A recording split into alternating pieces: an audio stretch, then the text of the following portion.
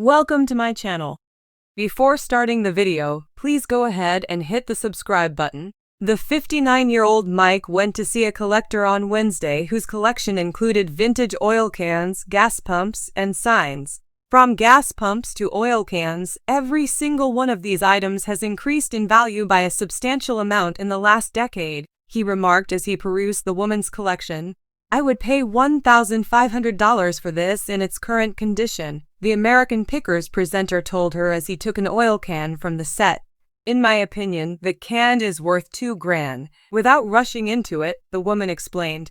"I know my husband didn't pay much for that can, but he thought it was worth like $2,500.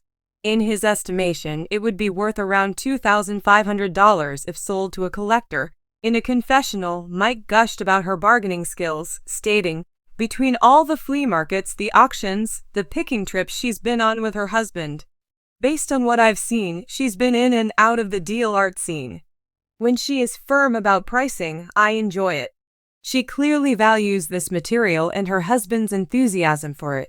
Mike continued to haggle over the oil can when he returned to the woman's shop. A star from the History Channel once said, "See, I think the value is between $2 and $25.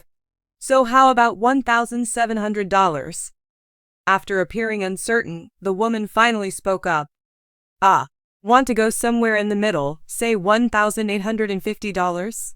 They reached a mutual agreement on $1,800 and then sealed the deal. Even while the collector's negotiating skills were lauded by many enthusiasts, not everyone was impressed with the exchange. An Instagram user exclaimed, "People like her drive me nuts. She boosted it by $1,000 because she had no clue what she had," another person said.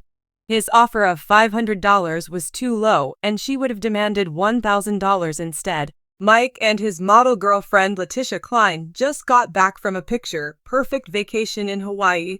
Charlie, Mike's daughter, and Letitia's mom accompanied the two of them to a black sand beach in Hana, Maui. A helicopter tour of Molokai's coastal cliffs was another highlight for the party. Amid criticism of his antique store and falling ratings for his show, Mike took a picturesque retreat. The U.S. Sun broke the news exclusively that Mike's store in Iowa is having a hard time with sales. His antique archaeology business has two locations, one in Nashville, Tennessee, and another in LeClaire, Iowa. Antique archaeology in Iowa's projected yearly sales, according to Experian's business valuation report, can only be revealed by the U.S. Sun. The reported yearly sales for antique archaeology are $62,000. A business credit score of 23 indicates a medium-high risk for the organization. This number indicates the probability of major credit defaults in the coming 12 months, according to the research. With a score of 3 out of 5, antique archaeology was deemed to have a modest risk when it came to financial stability.